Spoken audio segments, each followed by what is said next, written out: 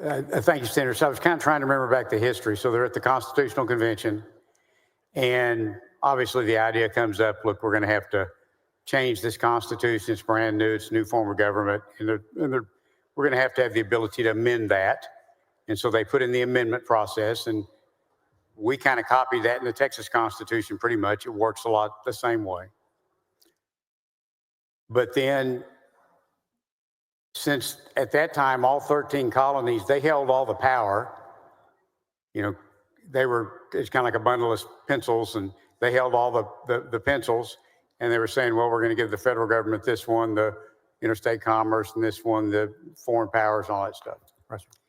And then the discussion came up, well, what if the federal government either goes rogue, if I remember right, or Correct. they just get locked up, or they just refuse to act?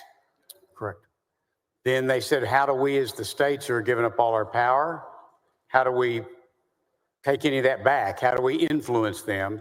And so if I remember right, and am I correct that the idea came up, well, let's put this Article 5 convention in place that says if the people believe, if the states believe that there's a constitutional amendment needed and the Congress refused to act on it, like maybe something simple like even a balanced budget amendment, which almost every state has, if not every state now, that the people could then initiate the process for that constitutional amendment.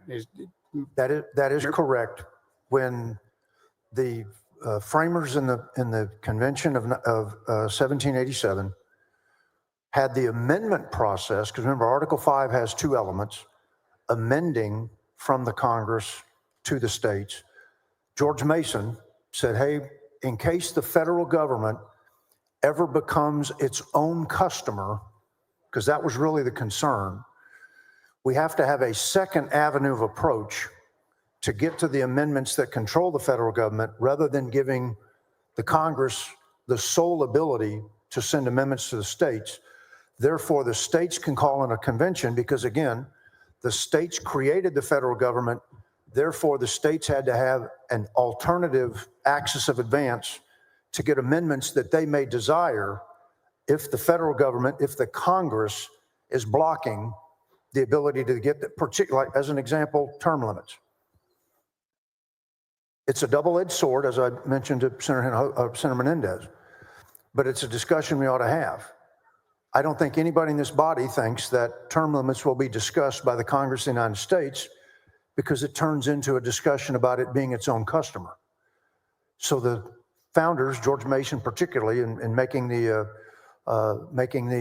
motion related to this section of Article 5, said we've got to have another alternative in case the federal government ever becomes a belligerent opponent to the states.